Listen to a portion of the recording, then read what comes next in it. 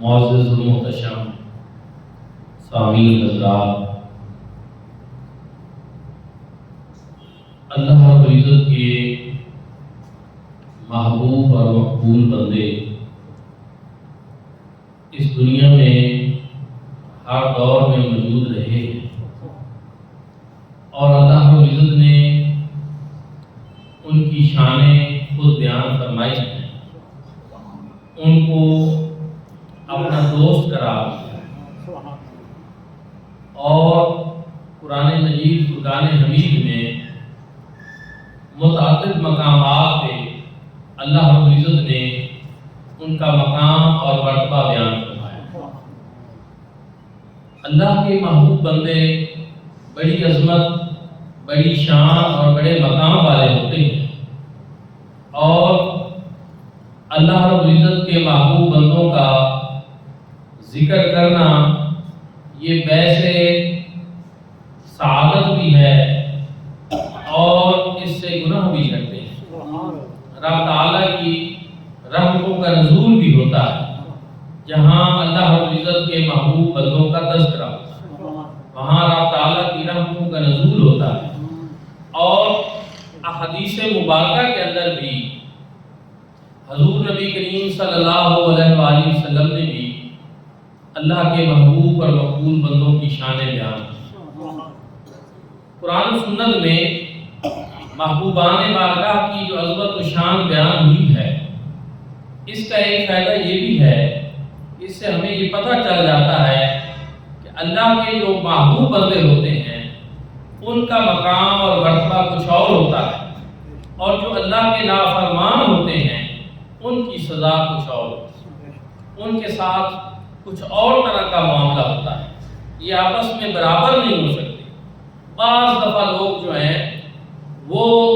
سب کو مخلوق کے درجے میں لا کر اس طرح کی باتیں کر دیتے ہیں جو اولیاء اللہ اور انبیاء کرام یعنی محبوبان بارگاہ کے شایان شان نہیں۔ توحید کا ہرگز یہ مطلب نہیں ہے کہ اللہ کے محبوب اور مقبول بندوں کی شان میں توہین کی جائے یا ان کی شان میں کمی کی جائے تب توحید بلند ہوگی، نہیں، بلکہ اللہ کے محبوب بندوں کے ذکر سے توحید میں کوئی کمی نہیں آتی۔ کیوں؟ اس لیے کہ ہمارا یہ عقیدہ ہے، ہمارا یہ ایمان ہے کہ جس کو جو شان ملی ہے اللہ رب العزت نے عطا فرمائی، جو مقام اور مرتبہ ملا ہے وہ اللہ رب العزت نے عطا فرمایا، اور اللہ کے محبوب اور مقبول بندوں کا یہ مقام اور مرتبہ ہے ہی اسی وجہ سے کہ انہوں نے اپنا تعلق اپنے خالق اور مالک کے ساتھ کیا، انہوں نے رب تعالیٰ کی اطاعت اور فرما برداری کی، اللہ رب العزت کے احکامات کو تسلیم کیا، تو اس کے نتیجے میں اللہ رب العزت نے باقی مخلوق سے ان کا مقام اور مرتبہ بلند فرمایا۔ اللہ رب العزت نے قرآن مجید فرقان حمید میں ارشاد فرمایا، الا ان اولیاء اللہ لا خوف علیہم ولا هم یحزنون، خبردار، بے شک یہ انداز بڑا زور والا انداز ہے، بڑا زبردست انداز ہے، اور سمجھنے والی بات ہے کہ الا خبردار، اینا بے شک،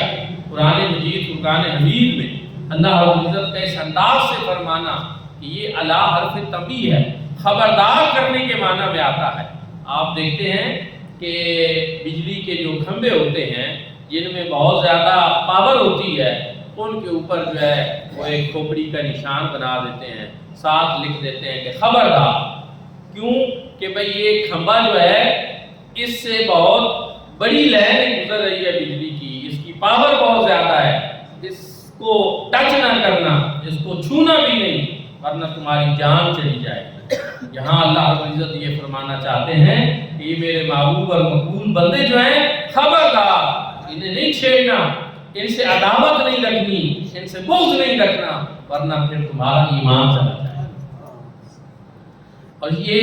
تاریخ ہمیں بتاتی بھی ہے کہ اللہ کے محبوب اور مقبول بندوں سے جنہوں نے ٹکر لی، پھر رب تعالیٰ نے ان کو مقام عبرت بنا دیا، نشان عبرت بنا دیا، اور دنیا نے دیکھا کہ ان کا کیا حال، فرعون کا کیا حال ہوا، نمرود کا کیا حال ہوا، شداد کا کیا حال ہوا، دوستان ذوالفقار ابو جہل کا کیا حال ہوا۔ یہ سارے وہ ہیں جنہوں نے اللہ کے محبوب اور مقبول بندوں سے عداوت رکھی اور ان سے دشمنی کی، اس کے نتیجے میں اللہ رب العزت نے ان کو دنیا و آخرت کی رسوائیاں جو ہیں وہ ان کے مقدر میں ٹھہرا۔ الا ان، خبردار، بے شک اولیاء اللہ جو میرے دوست ہیں، سبحان، جو میرے دوست ہیں۔ اولیاء کے کئی معنی ہیں، جو میرے محبت کرنے والے ہیں۔ اولیاء کا ایک معنی ولی کی یہ جمع ہے، اولیاء، ولی کا ایک معنی دوست ہے، ولی کا ایک معنی محب ہے، ولی کا ایک معنی محبوب ہے۔ جو یہ میرے محبوب بندے ہیں یا جو یہ مجھ سے محبت کرنے والے ہیں۔ اور ولی کا ایک معنی وارث بھی ہوتا ہے، ولی کا ایک معنی ناصر بھی ہوتا ہے، ولی کا ایک معنی متصرف بھی ہوتا ہے۔ ولی کے کئی معنی ہیں دوستان ذکر، یہاں یہ کس معنی میں ہے؟ یہاں یہ دوست کے معنی، اور پھر محب کے معنی میں بھی ہے اور محبوب کے معنی۔ محب کے معنی میں کس طرح کہ کوئی بھی ولی ہے وہ اللہ رب العزت سے محبت کرتا ہے، رب تعالیٰ سے محبت کا دم بھرتا ہے، اور محبت اس کی صرف نام کی محبت نہیں ہوتی، وہ رب کی رضا کے لیے اپنا سب کچھ قربان کرتا ہے۔ اللہ کی محبت کی راہ میں جو بھی تکلیف آئے اس کو برداشت کرتا ہے اور اس پہ صبر کرتا ہے، اور اللہ کی عطا کردہ نعمتوں پہ شکر کرتا ہے، اور اس کے نتیجے میں وہ اللہ رب العزت کا اپنے محبوب بندہ ہوتا ہے۔ مقام جب محبیت پہ ہوتا ہے، جب وہ اللہ رب العزت سے محبت کرنے والا ہوتا ہے، تب وہ راتوں کو اٹھتا ہے، جاگتا ہے، گرمیوں میں راتوں کو جاگتا ہے، سردیوں کی سرد راتوں میں بھی اپنے رب کو جاگ کر یاد کرتا ہے، عبادت کرتا ہے۔ پانی بڑا ٹھنڈا ہے لیکن وہ پھر بھی وضو کرتا ہے، مصلی پہ آ جاتا ہے۔ یہ رات پوے تے بے دردن، نیند پہ آئی آوے، درد مدانوں یاد سجن دی ستیان۔ کیا مسئلہ؟ ساری دنیا سو رہی ہے، تو جاگ رہا ہے، مسئلہ ہے، پریشانی ہے؟ نہیں، میں اپنے محبوب کی یاد لو لگا لیا ہے، اس سے تعلق ہے، اس سے میرا، وہ جاگ رہا ہے، مجھے بھی جاگنا چاہیے، یاد کرنا چاہیے۔ اور یہ رات کا وہ وقت، پچھلی راتیں رحمت رب دی کرے بلند آوازہ، بخشش منگن والے کارن کھلا ہے دروازہ۔ شاید اس کریم کی نظر رحمت میرے اوپر پڑ جائے، وہ میرے اوپر کرم فرما دے، نگاہ کرم پڑ جائے اور میری بگڑی سنور جائے، میرے گناہ معاف ہو جائیں، اس کا لطف و کرم مجھے نصیب ہو جائے۔ اس انداز میں رب تعالیٰ کی بندگی کی جائے۔ حضور نبی کریم صلی اللہ علیہ وآلہ وسلم راتوں کو جاگ اٹھ اٹھ کر رب کی بندگی کرتے تھے۔ اللہ رب العزت نے جب دیکھا کہ میرا محبوب میری محبت میں اتنی بندگی کرتا ہے کہ سرکار کے پاؤں مبارک متورم ہو جاتے، مسلسل قیام کی وجہ سے پنڈلیاں سوج جاتی، رب تعالیٰ نے ارشاد فرما دیا، یا ایھا المزمل قم اللیل الا قلیلا۔ اور مزمل کی چادر اوڑھنے والے، مزمل کی کملی اوڑھنے والے، کیوں اتنا قیام کرتے ہو؟ قیام کیا کرو، الا قلیلا، مگر تھوڑا کر لیا، نصفہ او انقص منہ قلیلا، آدھی رات کر لیا کرو یا آدھی رات سے بھی کم کر لیا۔ ام المومنین سید عائشہ صدیقہ رضی اللہ تعالی عنہا نے عرض کر دی، میرے آقا آپ تو وہ ہیں جن کے طفیل اللہ رب العزت نے آپ کی امت کے اگلوں اور پچھلوں کے گناہ بھی معاف فرما دیا، پھر آپ اتنی بندگی کیوں کرتے ہیں؟ دوستان ذکر جواب سنیے، فرمایا اس لیے کہ کیا میں اللہ رب العزت کا شکر گزار بندہ نہ بن جاؤں، اللہ کا شکر گزار بندہ نہ بن جاؤں۔ مطلب ایک یہ بھی ہے نا کہ اللہ نے اتنی نعمتیں جو عطا کی، اپنا محبوب بنا دیا ہے، مالک کونین بنا دیا ہے، تاجدار انبیاء بنا دیا ہے، اور ختم نبوت کا تاج میرے سر پہ سجایا ہے، میدان محشر میں شفاعت کا صحرا میرے سر کے اوپر سجا دیا گیا، ساری مخلوق میں بعد اس خدا مقام میرا بلند کر دیا گیا، تو پھر بھی میں اس کا شکر ادا نہ کروں، میں اس کی بندگی نہ کروں۔ لیکن رب تعالیٰ کیا فرماتے ہیں؟ محبوب عبادت کرے لیکن اتنی نہ کرے کہ آپ کے پاؤں متورم ہو، آپ کی پنڈلیاں سوج جائیں، کھینچ لاتا ہے تجھے تیرا شوق مثال ادھر، پر آملے تیرے قدموں کے مجھ سے دیکھے کہ میری محبت یہ تجھے کھینچ لاتی کے مصلی کے اوپر تم کھڑے ہو جاتے ہو، میری عبادت کرتے ہو، میری بندگی کرتے ہو، اور آپ کے پاؤں سوج جائیں، یہ بھی تو ہمیں گوارا ہے۔ دیکھیں نا، ادھر حضور کی محبت اللہ سے دیکھیں، اور ادھر اللہ رب العزت کی اپنے محبوب سے محبت۔ یہ نہیں ہے کہ ایک چیز بیان لوگ کرتے ہیں کہ اللہ رب العزت کی توحید کا عالم یہ ہے، رب تعالیٰ کی شان یہ ہے، عظمت یہ ہے، اور باقی سارے مخلوق جو ہیں، یہاں میں وہ نہ چاہتے ہوئے بھی ذکر کرنا چاہتا ہوں کہ توحید بیان کرنے کے نا اپنے اپنے انداز ہیں۔ ہم جو اہل سنت والجماعت توحید بیان کرتے ہیں اور یا اللہ کی شان بیان کرتے ہیں، ہم اللہ کے محبوب بندوں کی شان بھی بیان کرتے ہیں، لیکن ہم سمجھتے ہیں کہ اس سے توحید پہ کوئی فرق نہیں آتا، کیونکہ اللہ نے ان کی شانیں خود بیان فرمائی۔ تو ایک مولانا صاحب نے، صراط مستقیم والے مولانا صاحب جو تھے اسماعیل دہلوی صاحب، انہوں نے کتاب توحید لکھی، اور اس میں انہوں نے جو توحید بیان کرنے کی کوشش کی، اللہ پاک معاف فرمائے، کہ اللہ رب العزت کی بارگاہ میں انبیاء ہوں یا اولیاء، معاذ اللہ چوڑے چمار سے بھی زیادہ ذلیل و پاتا ہے۔ یہ کیا توحید ہے؟ یہ اللہ کے محبوب اور مقبول بندوں کی شان کو کم کرنا اور ان کے لیے ایسے الفاظ استعمال کرنا، یہ اللہ کی توحید بیان ہو رہی ہے؟ یا اللہ پاک اس بات پہ خوش ہوئے ہوں گے؟ یا اسی طرح کا وہ آج کل بھی یوٹیوب پہ ایک مرزا جہلمی نام کا ایک چھوکرا ہے جو کسی مدرسہ وغیرہ سے نہیں پڑھا، لیکن یوٹیوب پہ اس کے فالوورز لاکھوں میں ہو گئے ہیں، تو اس بنیاد پہ وہ ان کو بابے کہتا ہے، کبھی رانگ نمبر کہتا ہے اللہ کے محبوب اور مقبول بندوں کو۔ میں کہتا ہوں حیا ہونی چاہیے، اس لیے کہ حدیث قدسی میں ہے من عاد علی ولی فقد اذنتہ بالحرب، کہ وہ جس نے میرے دوستوں سے عداوت رکھی، میں رب ہو کر اس سے اعلان جنگ کرتا۔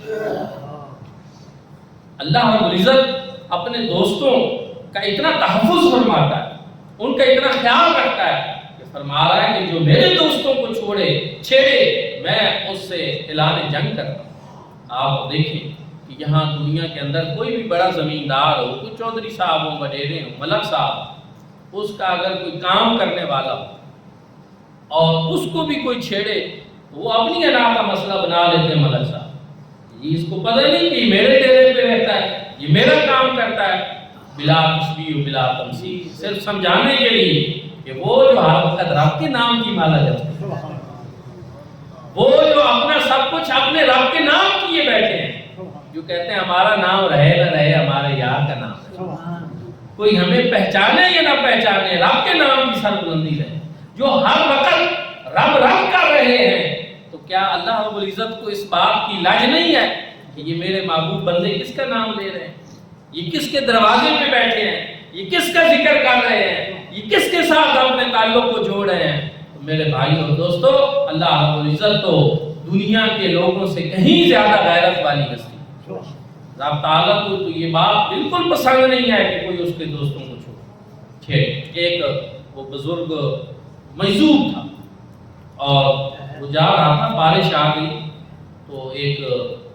کوئی دنیا دار قسم کا انسان اپنی محبوبہ کو اپنی بہو میں لیے بیٹھا تھا، تو وہ فقیر اس کے پاس سے جب گزرا، اس نے پرانے سے ایک چپل پہن رکھے تھے، بارش آئی ہوئی تھی جس کی وجہ سے وہ پیچھے سے کیچڑ اڑا، کیچڑ وہاں سے اٹھا اور اس کی محبوبہ کے اوپر جا پڑا، تو اس کو بڑا غصہ آیا، اس نے اٹھ کر دو چار فقیر کو لگا دی، مجذوب فقیر کو غصہ آیا۔ فقیر جو اللہ والے ہوتے ہیں وہ بدلے نہیں دیتے، وہ معاف کرتے، معافی دینا ان کا یہ کام ہے، والقاظمین الغیظ والعافین عن الناس واللہ یحب المحسنین، غصے کو پی جاتے ہیں، لوگوں کو معاف کرتے ہیں اور سہل احسان لوگوں میں سے ہوتے ہیں، اللہ ان کو پسند کرتا ہے۔ گزر گیا، اس نے کہا کوئی بات نہیں، وہ اپنی مستی میں مست تھا، وہ اپنے یاد میں جا رہا تھا، اس نے ٹھیک ہے، لیکن ابھی وہ تھوڑا سا ہی آگے گیا، وہ وہاں سے ہی وہ شخص جس نے اس کو مارا تھا اٹھا، مکان کے اوپر والی سٹوری پہ چڑھنے لگا، اس کا سیڑھیوں سے پاؤں پھسلا اور وہاں ہی اس کی گردن ٹوٹ گئی۔ اب جو لوگ دیکھ رہے تھے کہ ابھی ایک منٹ پہلے کیا ہوا، تو وہ دوڑے, انہوں نے اس مجذوب کو پکڑا کہ یہ آپ نے نقصان کر دیا, آپ نے بندہ مار دیا, یہ آپ نے اچھا نہیں کیا. کہا میں نے کچھ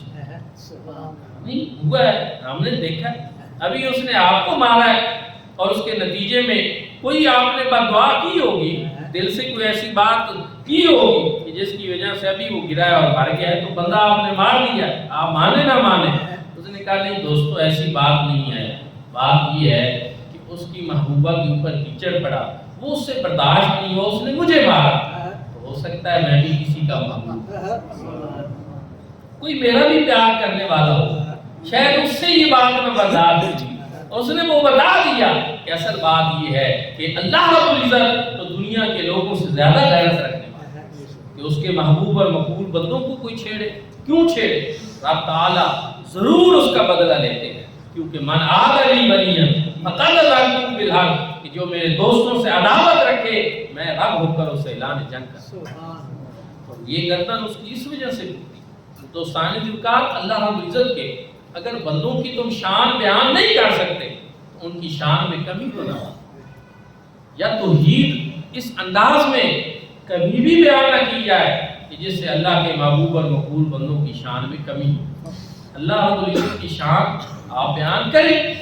یہ تو کر سکتے ہیں کریں, لیکن پھر میں یہ کہوں گا کہ ہم نے بزرگوں سے جو توحید کا درس لیا ہے, جو توحید کا سبق لیا ہے, وہ یہ ہے کہ آپ اللہ کے محبوب اور مقبول بندوں کی جب عظمت و شان بیان کریں گے تو فوراً ذہن میں یہ سوال آئے گا کہ اچھا اتنا مقام اور مرتبہ یہ ان کو نصیب کیسے ہوا, ان کو عطا کس نے کیا؟ تو پتہ چلے گا کہ اللہ کی اطاعت اور اس کی رضا کے حصول میں جو انہوں نے قربانیاں دی, اس کے نتیجے میں یہ ساری مہربانیاں اللہ پاک نے خود ان کو کر, یہ مقام اور مرتبہ اللہ رب العزت نے خود ان کو عطا. بخاری شریف کی حدیث پاک ہے اور حدیث قدسی, اللہ رب العزت نے ارشاد فرمایا لا یزال عبدی یتقرب الی بالنوافل حتی احببتہ, بندہ نوافل کے ذریعے مسلسل میرے قریب ہوتا رہتا حتی احببتہ, یہاں تک کہ میں اس کو محبوب بنا. یہاں میں ایک اور بات کی طرف بھی آپ کی توجہ دلانا چاہوں گا کہ پہلے نوافل سے چھوٹی ہوئی, پھر اب لوگ سنتوں سے بھی بھاگ رہے ہیں اور آپ کام سے فرضوں پہ آ. لیکن یہ جو نوافل ہوتے ہیں, مستحبات ہوتے ہیں, ان کا حکم تو یہی ہے اگر آپ پڑھیں ادا کریں آپ کو اجر و ثواب ملے, اگر آپ نہیں پڑھتے چھوڑ دیتے ہیں تو گناہ نہیں. لیکن ان کا ایک اور بڑا فائدہ ہے, بزرگان دین کہتے ہیں کہ اگر آپ نوافل کے اوپر مستقیم ہو جائیں گے اور استقامت اختیار کریں گے تو اس کے نتیجے میں آپ کی سنتیں بھی محفوظ ہو جائیں گی اور فرض بھی محفوظ. لیکن جب آپ نوافل کو چھوڑنا شروع کر دیں گے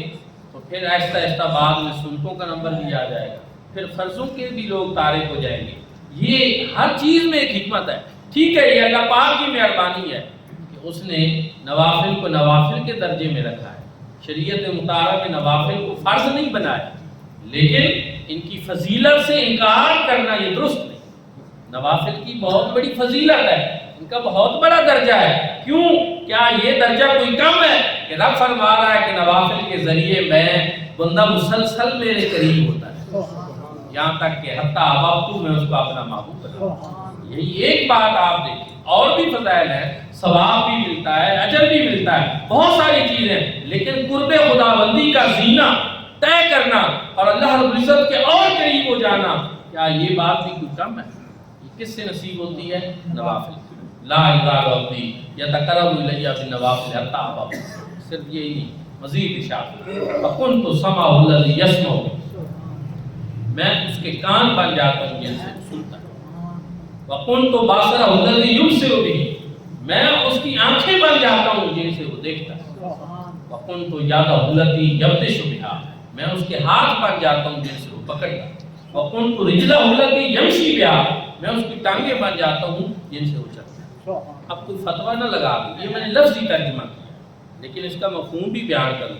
اس کا مفہوم یہ ہے کہ کان اس بندہ مومن کے ہوتے ہیں, پیچھے طاقت خدا کی. آنکھیں اس بندہ مومن کی ہوتی ہیں, پیچھے طاقت خدا کی. کیونکہ اور بہت ساری احادیث مبارکہ جو ہیں وہ اس کے اوپر جو شہد عادل ہے ان ساری چیزوں کے اوپر، اتقوا فراست المومن فإنه ينزل بنور اللہ تعالی، بندہ مومن کی فراست ایمانی سے ڈرو اس لیے کہ وہ اللہ کے نور سے دیکھتا ہے۔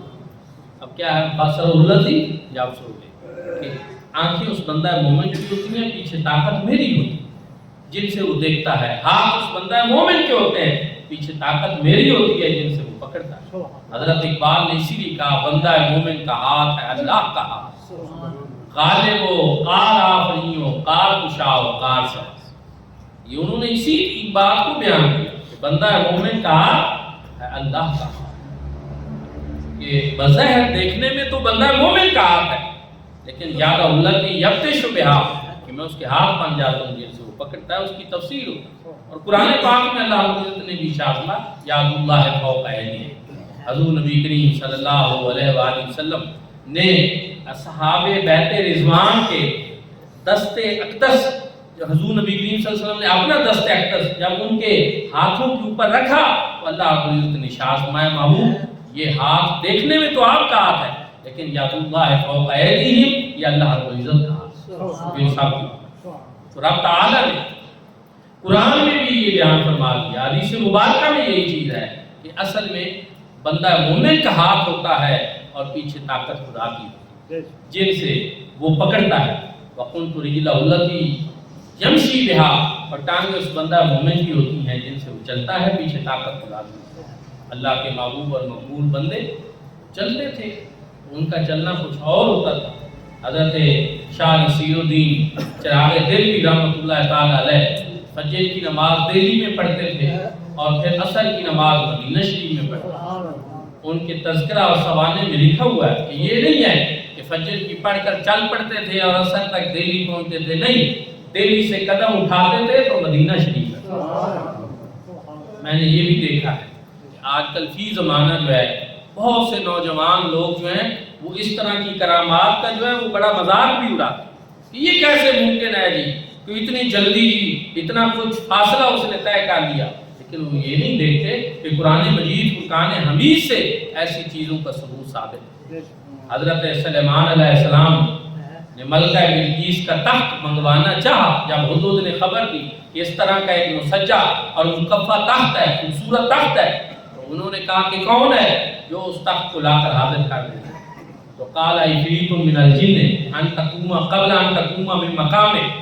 جنوں میں سے جو سب سے بڑا طاقتور جن تھا وہ بولا، اس نے کہا میں آپ کی یہ مجلس برخاست ہونے سے پہلے بلا کر حاضر کروں۔ آپ نے فرمایا نہیں، یہ تو دیر کی بات ہے، مجھے اس سے بھی پہلے چاہیے، اور اس سے آپ کا مقصود یہ بھی تھا کہ جن کی طاقت تو لوگوں کو پتہ چل گئی ہے کہ جن میں یہ طاقت ہے کہ وہ مجلس برخاست ہونے سے پہلے وہ تخت لا سکتا ہے، تو آپ ذرا اللہ کے محبوب بندے کی طاقت کا بھی لوگوں کو بتا دو کہ وہ کیا کہتا ہے۔ قال الذی عنده علم من الکتاب وانا آتیک به قبل ان یرتد الیک طرفک، کہا اس نے جس کے پاس کتاب کا کچھ علم تھا کہ میں آپ کی چلک پلک جھپکنے سے پہلے وہ تخت لا کر آپ کے پاس آیا۔ اور قرآن مجید ہمیں یہ بتا رہا ہے کہ یہ صرف دعویٰ نہیں کیا، ملک شام میں حضرت سلیمان علیہ السلام تھے اور یمن میں ملکہ بلقیس کا تخت تھا، ہزاروں میل مسافت کی دوری پہ وہ تخت جو ہے وہ اللہ کے بندے نے پلک جھپکنے سے پہلے آن کی آن میں حضرت سلیمان علیہ السلام کے پاس پہلے آ گئے۔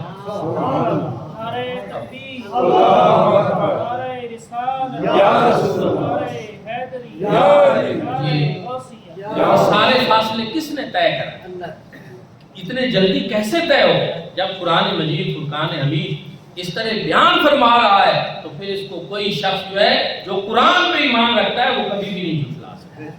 تو کرامات اولیاء ویسے بھی بارحق ہے، اہل سنت کا یہ عقیدہ ساری کتابوں میں لکھا ہے کہ انبیاء کے معجزات پر حق ہیں اور اولیاء اللہ کی کرامات پر حق ہیں۔ اور یہ کس کی کرامت ہے؟ یہ حضرت سلیمان علیہ السلام کا جو ایک وزیر اور ان کا امتی ہے، یہ اس کی کرامت ہے۔ اور اس کے پاس یہ مقام اور مرتبہ تھا کیسے؟ قال الذی عنده علم من الکتاب، جو ان کے پاس کتاب تھی اس کا کچھ علم اس کے پاس تھا۔ وہ کتاب دوستانی ذوالفقار حضرت سلیمان علیہ السلام کے پاس جو کتاب تھی وہ کتاب جو ہے تورات تھی اس وقت، اور آپ مجھے بتائیں کہ جس کے پاس تورات یا پہلی آسمانی کتابوں میں سے زبور یا انجیل کا کچھ علم ہو اور اس کے پاس شخص کے پاس اتنی طاقت آ جائے تو ساری کتابوں کی سردار کتاب قرآن پاک، اور حضور نبی کریم صلی اللہ علیہ وسلم تمام انبیاء کے سردار،